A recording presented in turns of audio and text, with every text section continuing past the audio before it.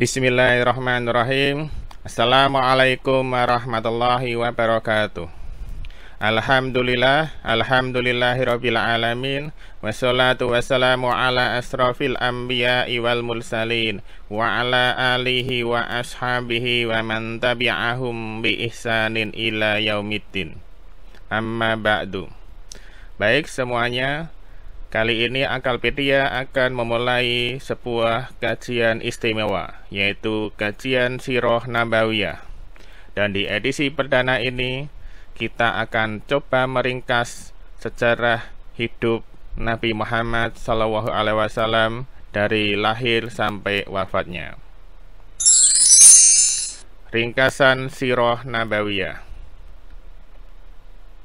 Ada baiknya, mari kita buka dengan membaca sholawat sebagaimana sholawat yang kita baca ketika sholat. Bismillahirrahmanirrahim.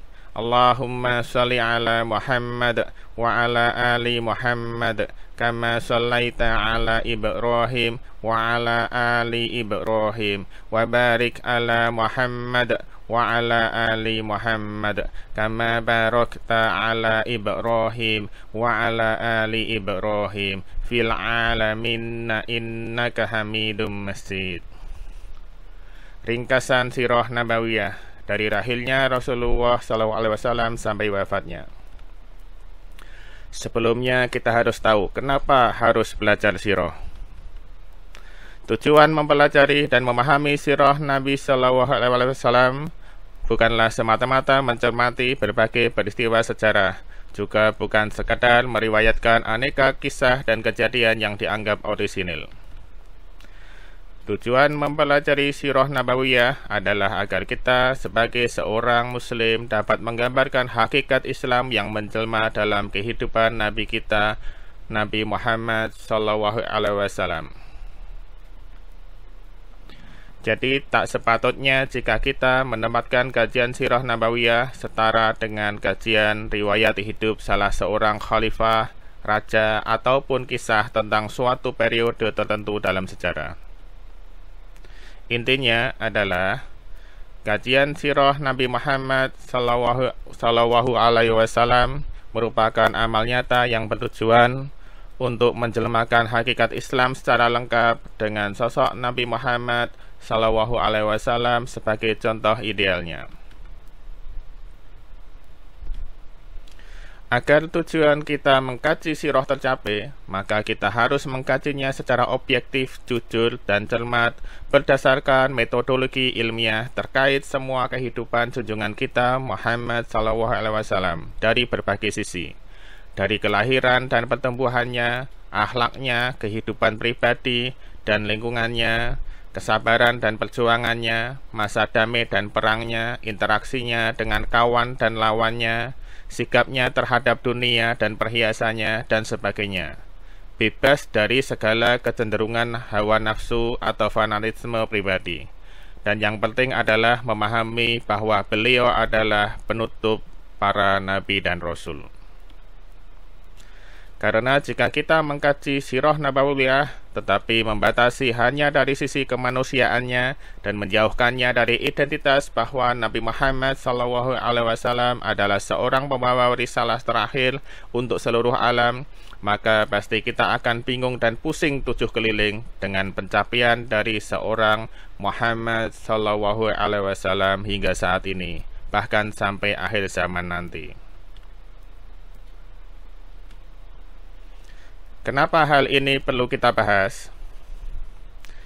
Kenapa harus di Jazirah Arab bukan di tempat lain?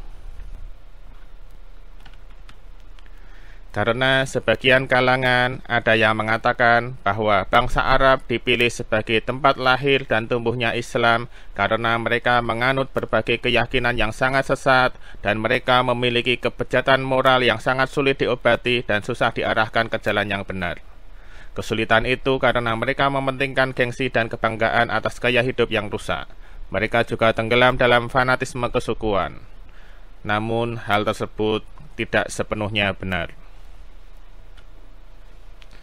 Oke, kita mulai pembahasan ini dengan menjelaskan secara ringkas kondisi umat-umat yang Islam kondisi umat-umat yang hidup di sekitar Jazirah Arab tidak lama sebelum Islam datang. Penguasa dan pemimpin dunia saat itu adalah dua negara adidaya, yaitu Persia dan Romawi. Di bawah keduanya, bangsa dan peradaban lain yang cukup besar di masa itu adalah Yunani dan Hindustan. Jadi pertanyaannya adalah, kenapa kok Islam tidak lahir di Persia atau Romawi atau Yunani atau Hindustan? Kenapa malah di Jazirah Arab?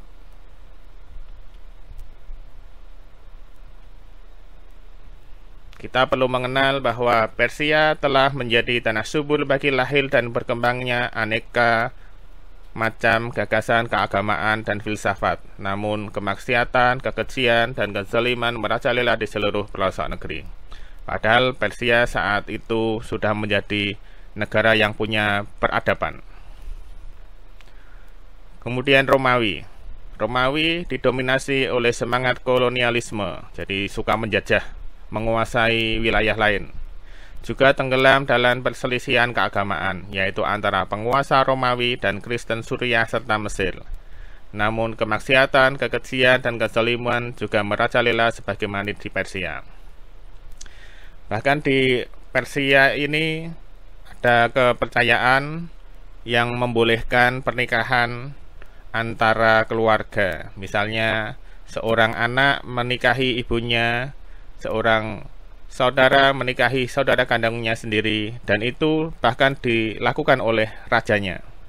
Jadi kemaksiatan dan kezaliman betul-betul sudah merusak negeri yang dianggap negeri adidaya. Romawi juga kurang lebih sama. Sedangkan Yunani tenggelam dalam lautan tahayul dan mitos yang dituturkan dari mulut ke mulut. Hal ini bisa mematikan potensi besar bangsa dan tidak membuahkan hasil yang bermanfaat. Dan yang terakhir adalah Hindustan, dan negara-negara kecil di sekitarnya juga tenggelam dalam kemerosotan moral dan sosial. Padahal kita tahu keempat negara besar ini adalah negara yang punya peradaban.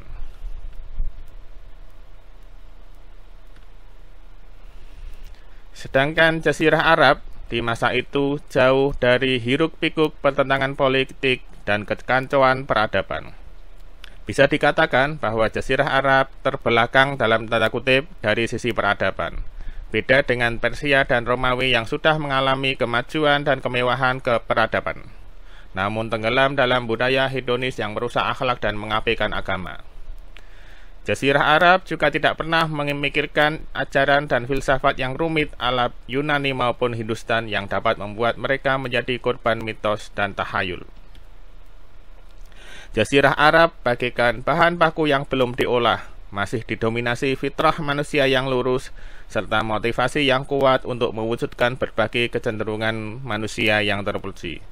Salah satu dari kelebihan Jazirah Arab adalah mereka mempunyai sifat setia, suka menolong, dermawan, menjaga harga diri, dan menjaga kehormatan. Sayangnya, Jazirah Arab terhalang dari pengetahuan yang dapat menyingkapkan jalan untuk mengembangkan semua potensi itu.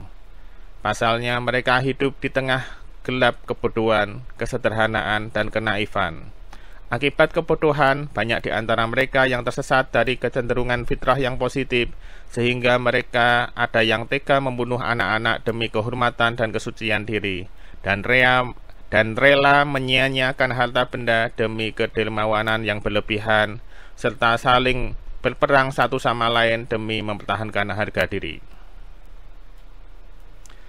Kehendak Allah Subhanahu wa Ta'ala juga telah menetapkan agar Rasul-Nya tuna aksara, dan komunitas tempatnya dilahirkan pun tuna aksara, sehingga mukjizat kenabian dan syariat Islam menjadi jelas dan tidak mengandung keracuan, alias orisinil. Hal ini menjadi bukti nyata bahwa risalah Islam adalah benar-benar dari Allah tanpa bisa disangkal, tanpa ada celah, bukan hasil pemikiran manusia sebagaimana mereka tuduhkan. Adapun hikmah lainnya bagi orang-orang yang mau berpikir adalah sebagai berikut. Yang pertama, Allah Subhanahu wa taala telah menjadikan Baitul Haram sebagai tempat berkumpul manusia sekaligus tempat yang aman serta menjadikannya bangunan pertama yang didirikan manusia untuk beribadah dan menegakkan simbol-simbol agama. Di lembah itulah dakwah sang bapak para nabi Ibrahim alaihissalam disemaikan. Salah satu hikmahnya adalah agar kawasan yang diberkahi ini kelak menjadi tempat kelahiran dakwah Islam yang merupakan agama leluhur kita Nabi Ibrahim alaihissalam, serta menjadi tempat kelahiran dan diutusnya sang penutup para nabi. Bagaimana tidak? Toh Muhammad SAW adalah keturunan Ibrahim alaihissalam. Yang kedua, letak geografis Jazirah Arab memudahkan kawasan ini untuk memikul beban dakwah seperti ini, karena ia terletak di titik tengah bangsa-bangsa yang lain, jadi sangat-sangat strategis. Ini merupakan salah satu faktor yang menjadikan penyebaran dakwah Islam bisa mencapai seluruh bangsa dan negara-negara yang mengelilinginya dengan mudah, bahkan sampai ke Indonesia. Dan yang terakhir adalah kebijakan Allah Subhanahu wa taala menetapkan agar bahasa Arab menjadi bahasa dakwah Islam dan alat pertama untuk menerangkan firman Allah Subhanahu wa taala dan menyampaikannya kepada manusia. Bisa jadi seandainya kita perhatikan dan kita bandingkan karakteristik bahasa-bahasa di dunia, kemudian kita perbandingkan semuanya, kita akan menemukan bahwa bahasa Arab jauh lebih istimewa daripada bahasa-bahasa lain dengan karakteristik yang mereka banggakan. Jadi, bahasa Arab memang lebih pantas menjadi bahasa pertama kaum muslim di berbagai daerah dan negeri mereka. Baik, memasuki nasab, kelahiran, dan penyusuan Nabi Shallallahu Alaihi Wasallam. Muhammad Rasulullah Shallallahu Alaihi Wasallam adalah putra Abdullah, putra Abdul Muthalib. Nama aslinya Syaibah Al-Ham. Ini putra Al-Qusay. Nama aslinya Sa'id. Ini putra Kilab. Kilab putra Murrah. Murrah putra Kab.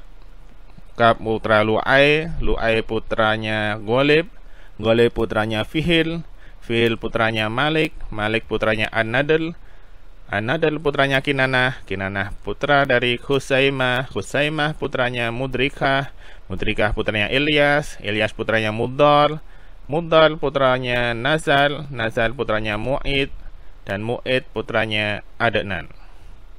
Inilah nasab Rasulullah yang tidak ada perselisihan di antara jumhur ulama. Jadi itulah batas keturunan Rasulullah yang telah disepakati jumhur ulama.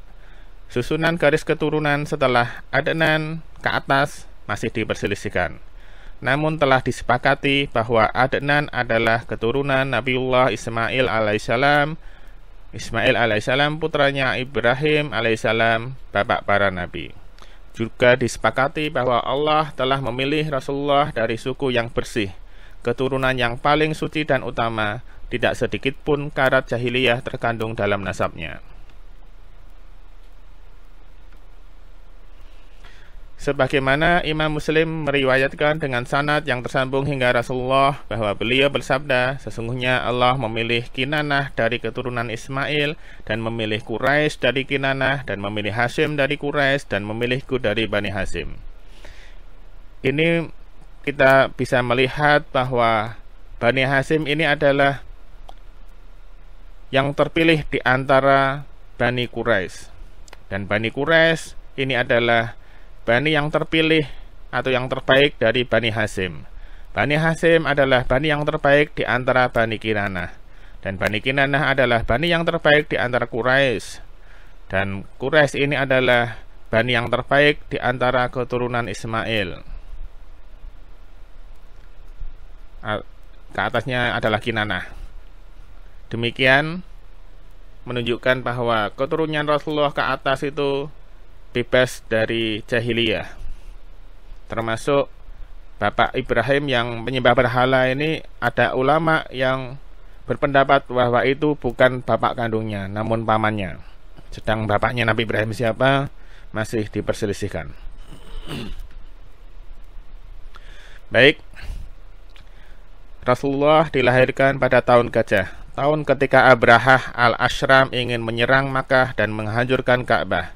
Namun Allah menggagalkan melalui mukjizat yang luar biasa menakjubkan sebagaimana diceritakan dalam Al-Quran.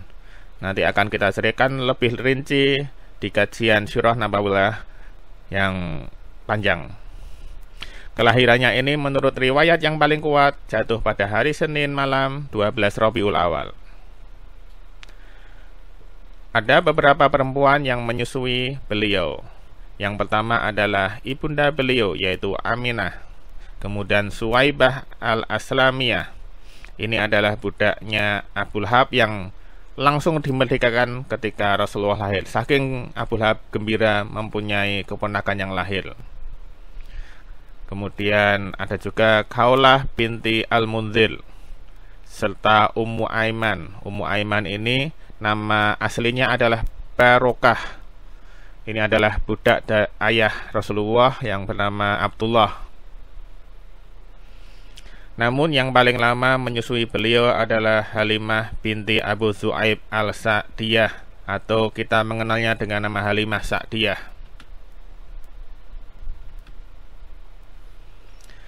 Baik, kita mulai ringkasan Sirah Nabawiyah. Kajian Sirah Nabawiyah. Rasulullah itu kan usianya 63 tahun. Jadi biar mudah kita bisa membaginya menjadi dua masa, yaitu usia 0 sampai 40 tahun, yaitu masa sebelum kenabian. Berikutnya adalah usia 40 sampai 63 tahun, yaitu masa kenabian. Usia 0 sampai 40 bisa dikatakan sebagai usia persiapan, yaitu bagaimana Allah Subhanahu wa Ta'ala sedang menyiapkan calon nabinya, bukan sebagaimana nabi dan rasul sebelumnya yang diutus oleh Allah hanya diperuntukkan untuk kaumnya saja. Namun Rasulullah merupakan penutup para nabi yang diperuntukkan untuk semua umat di bumi ini, baik di masa Rasulullah masih hidup sampai di akhir zaman nanti. Jadi Allah sedang menyiapkan manusia terbaik yang membawa risalah terakhir, yang tidak ada lagi risalah setelahnya, yang otomatis risalah tersebut harus hidup sampai akhir zaman nanti. Ibaratnya begini, sebagai orang tua, contohnya di Rusia, yang ingin anaknya menjadi atlet profesional, biasanya para orang tua sudah menyiapkan sejak dini, sejak anaknya masih belia, bahkan sejak balita, itu nantinya hanya menjadi seorang atlet profesional. Nah, ini adalah Muhammad SAW mau disiapkan untuk menjadi nabi dan rasul, tugas yang paling mulia, tugas dengan beban yang sangat berat, maka pastinya sudah disiapkan dengan sangat sempurna, yang mana disiapkan sendiri oleh Allah Subhanahu wa Ta'ala yang maha sempurna. Untuk menyiapkan seorang yang akan bertugas menyampaikan risalah selama 23 tahun, Rasulullah sudah disiapkan secara khusus oleh Allah selama 40 tahun. Ternyata jika kita memperhatikan lamanya persiapan dibanding masa tugasnya, lebih lama persiapannya. Jadi, kita sebagai orang tua yang ingin putra-putrinya sukses dunia dan akhirat, ya wajib sabar bin telaten dalam menyiapkan dan mendidiknya. Karena kita tahu yang namanya persiapan itu pasti lebih lama dibanding hasilnya atau waktu panennya. Usia 40 sampai 63 tahun atau masa kenabian bisa kita bagi lagi menjadi dua masa, yaitu fase berdakwah di Mekah, yaitu selama 13 tahun. Kemudian fase berdakwah di Madinah, yaitu selama 10 tahun. Ini perlu kita bagi karena ada perbedaan di antara keduanya, dan pembagiannya itu digambarkan dalam Al-Quran. Di Al-Quran dikelompokkan menjadi dua, yaitu surah-surah Makkiyah dan surah-surah Madaniyah. Karakter surah-surah Makkiyah dibanding dengan surah-surah Madaniyah itu sangat berbeda. Jadi, jika kita mencoba mengaji Al-Quran berdasar masa turunnya ayat Al-Quran, ternyata hal tersebut benar-benar menggambarkan sebuah kurikulum pendidikan manusia secara lengkap dan paripurna. Jadi kalau kita urutkan, kurang lebihnya adalah pertama adalah perbaikan diri atau individu, kemudian memperbaiki masyarakat, baru perbaikan sistem negara. Tidak bisa dibolak-balik, harus urut dari awal.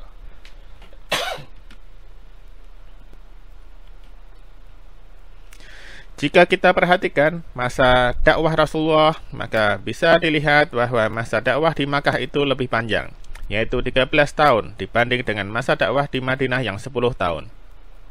Namun, jika kita baca di berbagai macam kitab sirah nabawiyah, maka kisahnya ternyata lebih panjang dan lebih banyak di Madinah yang 10 tahun dibanding di Makkah yang 13 tahun. Pertanyaannya, mengapa bisa begitu? Harusnya kan kisahnya lebih banyak di Mekah karena 13 tahun.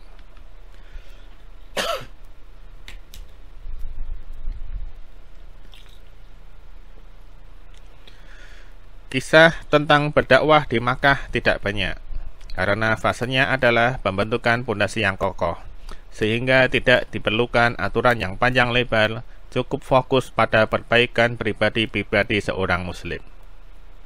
Sedangkan dakwah di Madinah mulai dibutuhkan berbagai macam aturan bermasyarakat dan bernegara, sehingga meskipun masa dakwahnya hanya 10 tahun, namun kisahnya lebih banyak dan lebih panjang. Itu hikmah di balik semua itu.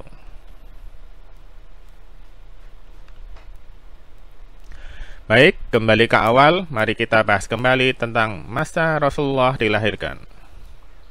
Usia 0-40 tahun, yaitu masa sebelum kenabian, di mana Allah sedang mempersiapkan seorang manusia yang akan ditugasi sebuah tugas yang sangat besar, karena wilayah tugasnya bukan hanya di Makkah ataupun di Jazirah Arab, namun ini ditugaskan untuk seluruh alam, untuk seluruh bumi, yaitu menyampaikan risalah agar menjadi rahmat bagi seluruh alam.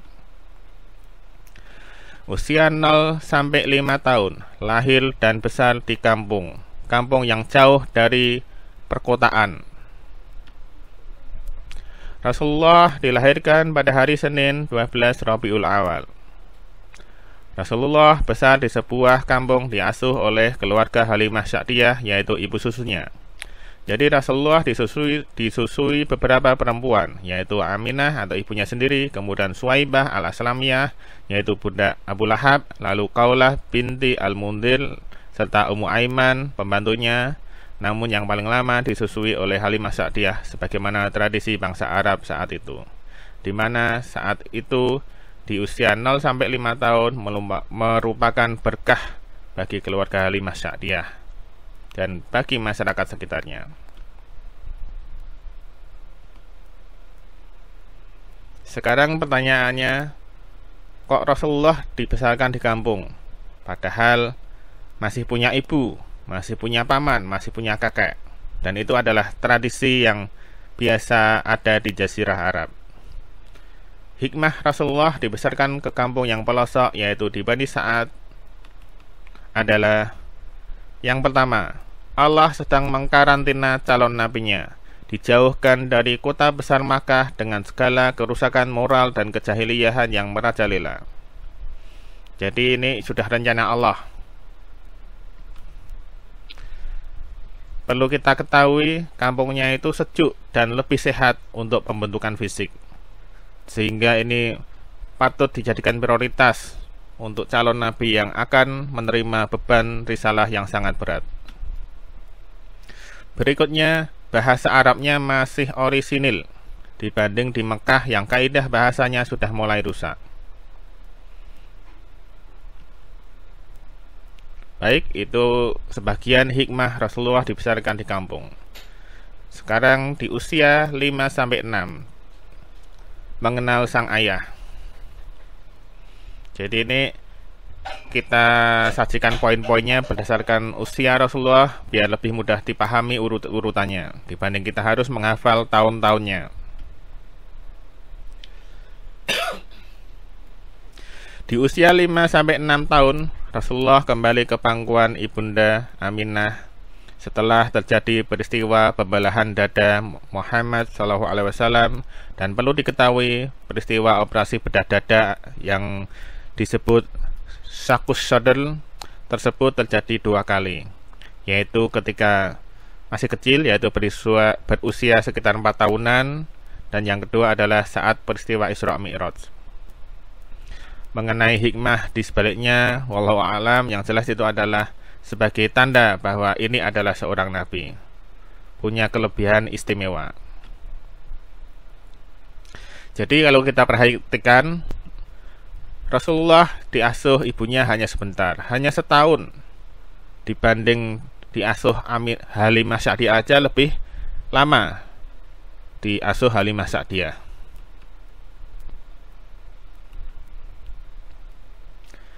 Di usia ini Rasulullah dikenalkan siapa ayahnya dengan cara mengajaknya berziarah ke makam ayahandanya di Madinah, agar tahu Rasulullah ini keluarganya siapa. Kemudian ibundanya meninggal di perjalanan, yaitu di kampung Abwa saat pulang menuju ke Mekah. Pada saat inilah statusnya lengkap menjadi yatim piatu di usia 6 tahun. Akhirnya ketika pulang ke Mekah, beliau ditemani oleh pembantunya sekaligus ibu susunya, Ummu Aiman.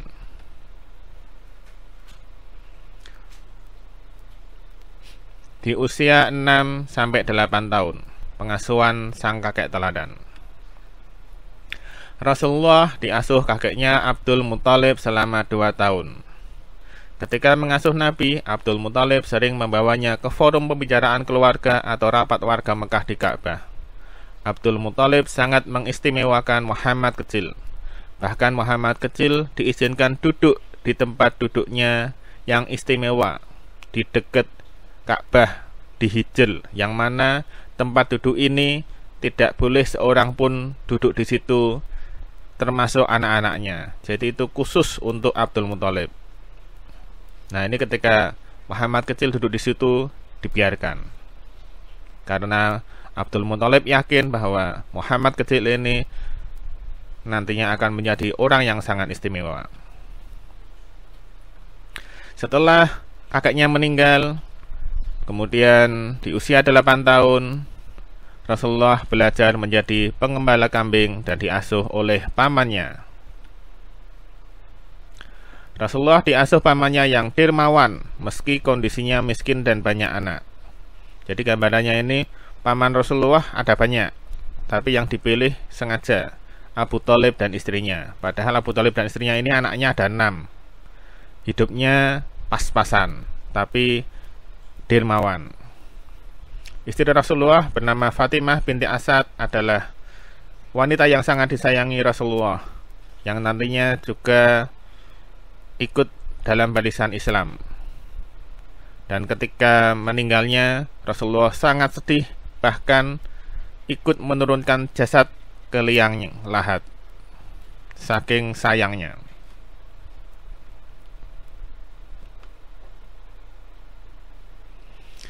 Saat diasuh pamannya, Muhammad kecil pun berusaha mencari uang dengan menggembalakan kambing agar bisa sedikit membantu kondisi keuangan paman dan bibinya. Berikut adalah alasan dan hikmah Nabi menggembalakan kambing. Yang pertama, Nabi SAW tidak mau berpangku tangan dan berdiam diri. Jadi ingin membantu kondisi keuangan pamannya. Hikmahnya adalah dari sini belajar memiliki kepekaan dan kepedulian sosial yang tinggi. Tahu diri dengan posisinya. Yang kedua adalah Nabi SAW belajar bahwa harta benda terbaik yang dimiliki seseorang adalah yang dia upayakan dengan kerja keras tangannya sendiri, meskipun itu sedikit, sehingga nantinya bisa menyampaikan dakwah dan nasihatnya secara independen dan secara terus terang. Karena ketika mencari nafkah hanya bersandar kepada Allah, tidak bersandar kepada manusia. Yang ketiga, dengan menggembala kambing, Rasulullah melatih sifat tanggung jawab, sabar, dan kasih sayang, serta belajar mengenal watak setiap kambing yang nantinya sangat berguna ketika menyampaikan risalah, yaitu bisa lebih mengenal watak setiap orang yang menjadi sasaran dakwahnya. Dan kita tahu Nabi dan Rasul yang lain juga mengembalakan kambing. Berikutnya, di usia 12 tahun, belajar berdagang.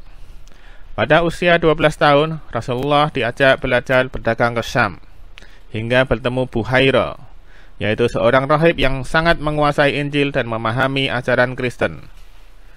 Setelah Buhaira memperhatikan Muhammad kecil secara seksama dan memperhatikan tanda-tandanya, kemudian Buhaira bertanya.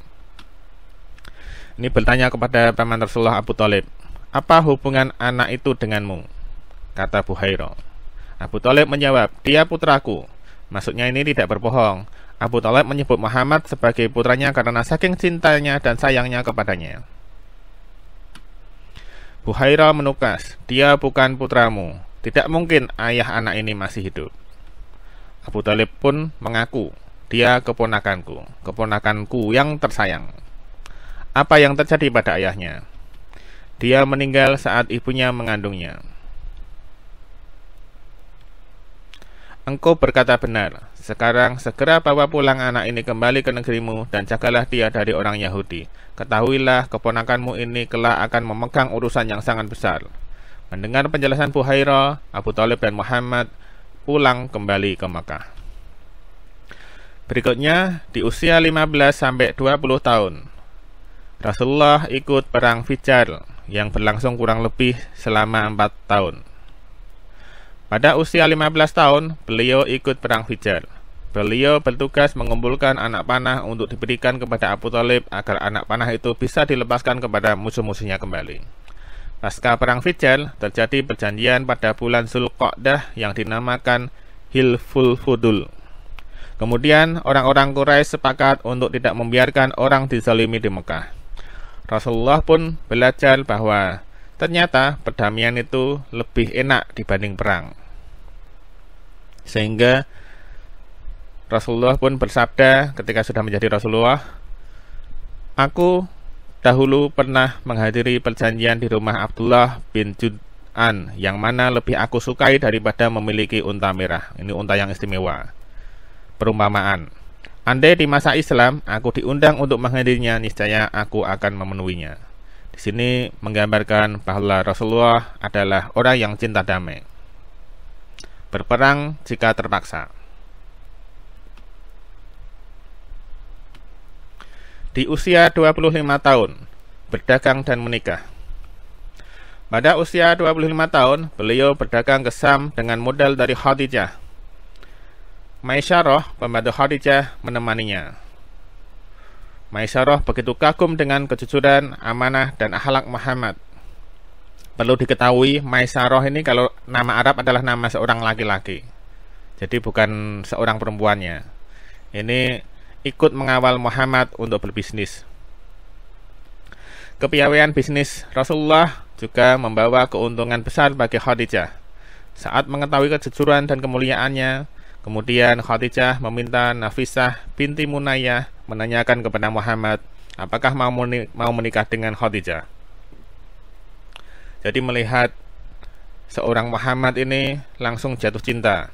Padahal perlu kita ketahui Khadijah ini adalah janda, tapi banyak yang antri untuk menikahinya, namun ditolak. Rasulullah pun menyetujuinya dan menikah dengan Khadijah dengan mahar 20 ekor unta muda. Ini 20 ekor unta ini hasil urunan paman-pamannya digabung dengan harta simpanan Rasulullah. Jadi bukan semuanya uang Rasulullah. Ini menggambarkan bahwa ketika menikah pun Rasulullah bukan dalam kondisi kaya, namun kondisi biasa saja. Tidak sebagaimana digembar-gemburkan oleh para motivator bahwa saat itu Rasulullah sudah kaya raya karena berbisnis dengan Khadijah. Tidak seperti itu. Baik, usia 35 tahun menjadi tokoh pemersatu. Rasulullah mendapat gelar Al-Amin dari masyarakat Quraisy karena kejujurannya. Karena hal ini, beliau berhasil mendamaikan tokoh-tokoh Quraisy yang hampir berperang gara-gara berebut siapa yang berhak meletakkan kembali Hajar Aswad ke tempatnya ketika ada renovasi Ka'bah. Lantas dipilih orang pertama yang masuk Masjidil Haram, itulah yang pantas meletakkan kembali. Dan itu adalah Rasulullah.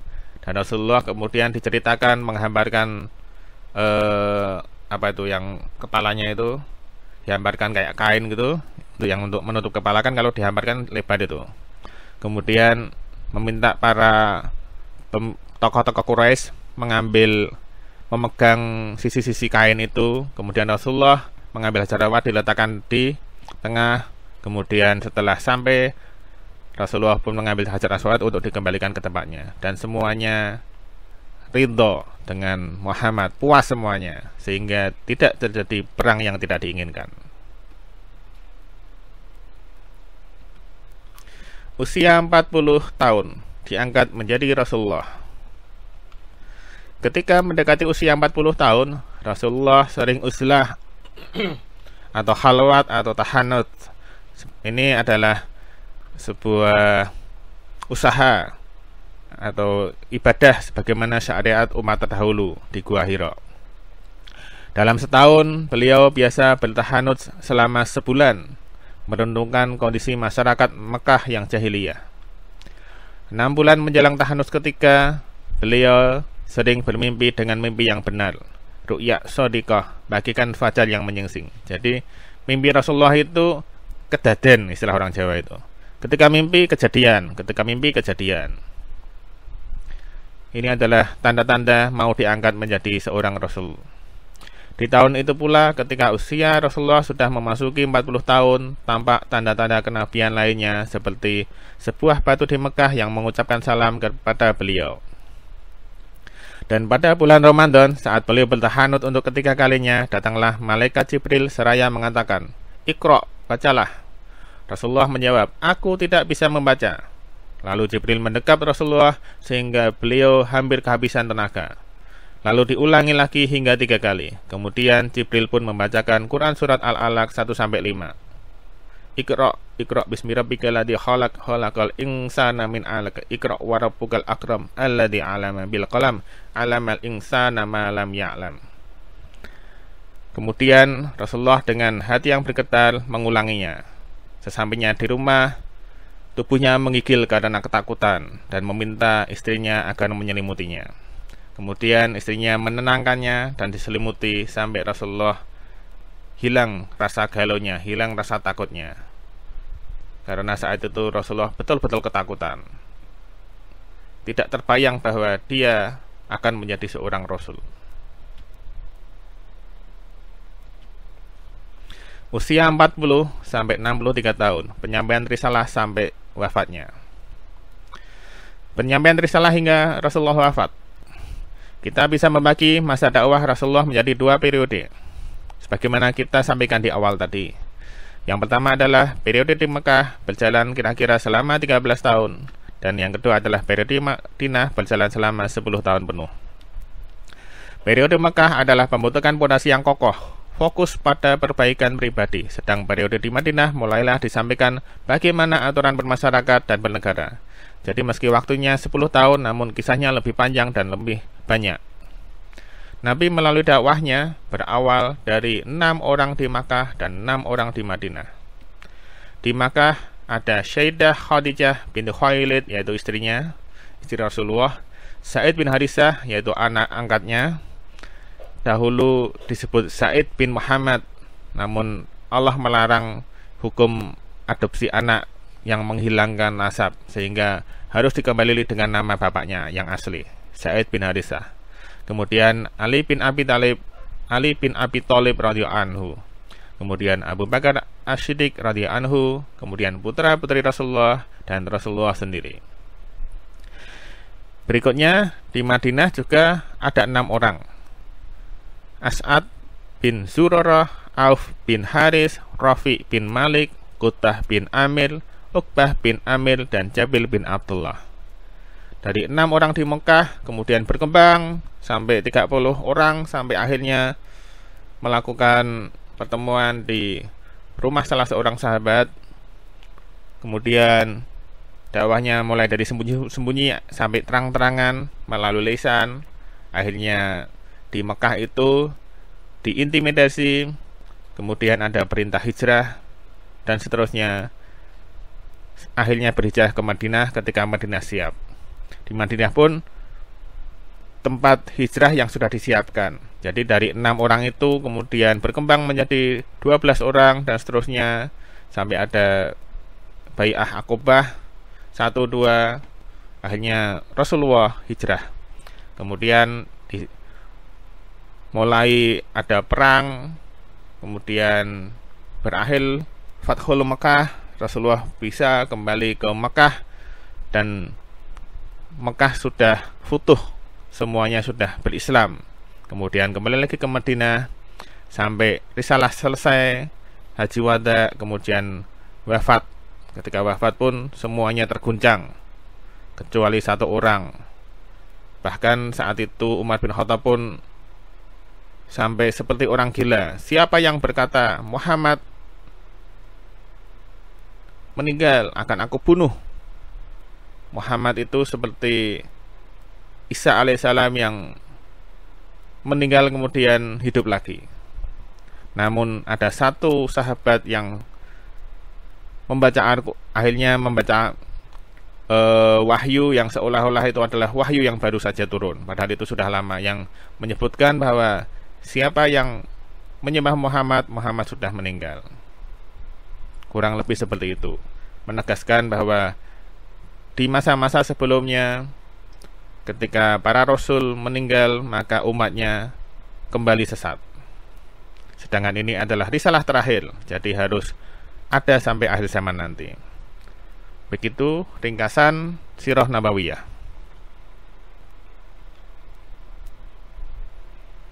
Sekarang sumber utama Sirah Nabawiyah. Dari mana kita seharusnya mengambil sumber?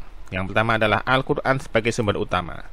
Al-Quran bercerita tentang masa kecil Nabi Muhammad, sebagaimana di Quran surah 93 ayat 6 yang artinya, bukankah dia dapati engkau dalam keadaan yatim lalu engkau dipelihara? Alam yajidka yatiman fa'awa. Al-Quran bercerita tentang akhlak Nabi. Dan sesungguhnya kamu benar-benar berbudi pekerti yang agung. Quran surat 68 ayat 3. Wa innaka la'ala khuluqin 'azim. Al-Quran menceritakan beberapa peristiwa sejarah seperti Perang Badar, Hudaybiyah, dan lainnya. Namun Al-Quran menjelaskannya secara global.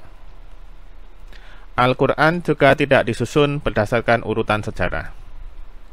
Sumber yang kedua, As-Sunnah Nabawiyah yang sahih. Ini harus hati-hati, karena kalau sudah hadis, itu ada hadis yang palsu, ada hadis yang sahih. Lebih rinci dan detail dari Al-Quran. Beberapa kitab hadis rujukan adalah Sahih Bukhari, Sahih Muslim, Sunan Abu Dawud, Musnad Ahmad, dan lain sebagainya, yang mengumpulkan hadis-hadis yang sahih. Di sini pun menggambarkan gambaran komprehensif kehidupan Nabi Muhammad SAW. Beberapa hal yang bisa didapatkan dari hadis adalah sifat fisik Rasulullah, kehidupan sehari-hari Rasulullah, kehidupan rumah tangga Rasulullah, cara dan adab peribadahan Rasulullah, akhlak Rasulullah secara lebih mendetail, beberapa kisah sejarah, beberapa peristiwa seperti hijrah, perang Badar, perang Uhud, dan lain sebagainya. Namun kitab hadis tidak disusun berdasarkan waktu dan kisah dalam sejarah, tetapi lebih pada hukum dan urutan keperiwayatan dari sahabat. Sumber yang lain adalah syair-syair zaman Rasulullah. Contohnya adalah Hasan bin Thabit, Abdullah bin Ruwahah saat membalas syair para orang-orang kafir. Berikutnya adalah kitab-kitab sirah. Diambil dari riwayat pada masa sahabat, disampaikan secara turun-temurun, ditulis pada generasi tabi'in pada lembaran kertas. Beberapa nama dari mereka adalah sebagai berikut. Contohnya Abaan bin Utsman bin Affan, Urwah bin Zubair, dan lain sebagainya. Penyusun sirah generasi berikutnya seperti Muhammad bin Ishaq al-Waqidi, Muhammad bin Sa'ad, dan lain sebagainya. Kitab susunan Ibnu Ishaq merupakan kitab sirah nabawiyah yang paling terpercaya. Sayangnya kitab tersebut telah hilang, tidak bisa ditemukan sampai saat sekarang. Tapi alhamdulillah sebagian dari kitab Ibnu Ishaq sudah ditulis oleh muridnya, jadi diriwayatkan pula oleh Ibnu Hisham dalam kitab sirahnya. Inilah termasuk kitab Sirah Nabawiyah yang menjadi rujukan para penulis sirah di generasi berikutnya. Kitab-kitab sirah tidak henti-hentinya ditulis oleh para ulama sampai saat sekarang ini, sehingga kita bisa mengambil manfaat dan pelajaran daripadanya. Ini adalah beberapa referensi sirah Nabawiyah. Untuk yang kelas klasik ada Sirah Ibnu Ishaq karya Ibnu Ishaq, Sirah Nabawiyah Ibnu Hisam karya Ibnu Hisam, Tabaqat Al-Kubra karya Ibnu Sa'ad, Tarikh Ar-Rasul wal Muluk karya At-Tabari, Dalail An-Nubuwah karya Al-Asbahani, As-Sami'ilul Muhammadiyah karya Al-Iman Turmuzi, Sa'adul Ma'ad karya Ibnul Qayyim Al-Zawji, As-Sifai li Qadi'iyat karya Qadi'iyat, Al-Fusul fi Siratil Rasul karya Ibnu Katsir, Al-Mawahibul Ladunniyah karya Al-Qustulani, dan lain sebagainya. Sedangkan kitab sirah kontemporer kita bisa menemukan Rohikul Makhtum karya Safiyur Rahman Al-Mubarakfuri. Ini termasuk juara menulis sirah. Sirah Nabawiyah karya Mustafa As-Sibai, Fiqhus Sirah karya Muhammad Said Ramadan Al-Buti. Ini juga sangat direferensikan. Al-Manhaj Al-Haroki karya Munir Al-Ghotban, dan lain sebagainya. Yang lain yang berbahasa Indonesia yang sudah diterjemahkan ke Indonesia adalah Sirah Nabawiyah karya Syekh Safiyur Rahman Al-Mubarakfuri, Sirah Nabawiyah karya Muhammad Said Ramadan Al-Buti, Fiqhus Sirah karya Said Muhammad Al-Ghazali, Kelengkapan Tarikh Muhammad karya Kiai Haji Munawar Khalil, Sirah Nabawiyah karya Ibnu Hisam, Manhaj Haroki karya Syekh Munir Al-Ghotban, Al-Wafa karya Ibnul Jauzi, Atlas Perjalanan Hidup Nabi Muhammad karya Sami Abdullah Al-Maklul, Sirah Nabawiyah karya Mustafa As-Sibai. Kemudian untuk yang bahasa Inggris ada juga Rahikul Makhtum, The Sealed Nectar, When the Moon Split karya Syekh Safiyur Rahman Al-Mubarakfuri. Kemudian As-Sifa karya Qadi'iyat, Muhammad the Last Prophet karya Syed Abdul Hasan An-Nadawi. Yang terakhir, hikmah dan pelajaran. Dari sini sirah Rasulullah harus dipelajari semua umat Islam. Kenapa? Karena terdapat banyak hikmah dan pengajaran dalam sirah Rasulullah, baik akidah, tarbiyah, tazkiyah, dan lain sebagainya. Perlunya kita mengenalkan Rasulullah dengan sebaik-baiknya kepada anak-anak kita dan generasi penerus. Wajib bagi para juru dakwah untuk mengetahui secara mendalam sirah Nabi Muhammad SAW. Kemudian dengan mengetahui sirah Nabawiyah, umat Islam jelas memandang masa depan, merengkuh kejayaan dunia dan akhirat. Dan yang perlu digarisbawahi, perlunya mengambil buku rujukan yang tepat untuk mengetahui sirah Nabawiyah. Jadi sumber-sumbernya harus jelas. Demikian, mari kita tutup kajian sirah. Sebagai awalan ini adalah kita sampaikan secara ringkas dengan sholawat. Dengan membaca sholawat sebagaimana sholawat yang kita baca ketika kita sholat. Bismillahirrahmanirrahim. Allahumma sholli ala Muhammad wa ala ali Muhammad kama sholaita ala Ibrahim wa ala ali Ibrahim wa barik ala Muhammad wa ala ali Muhammad kama barakta ala Ibrahim wa ala ali Ibrahim fil alaminna innaka hamidum majid. Bersambung insyaallah. Mohon dukungannya dan doanya, semoga kita bisa lanjut ke kajian sirah yang lebih mendetail. Akhirul kalam, wassalamualaikum warahmatullahi wabarakatuh.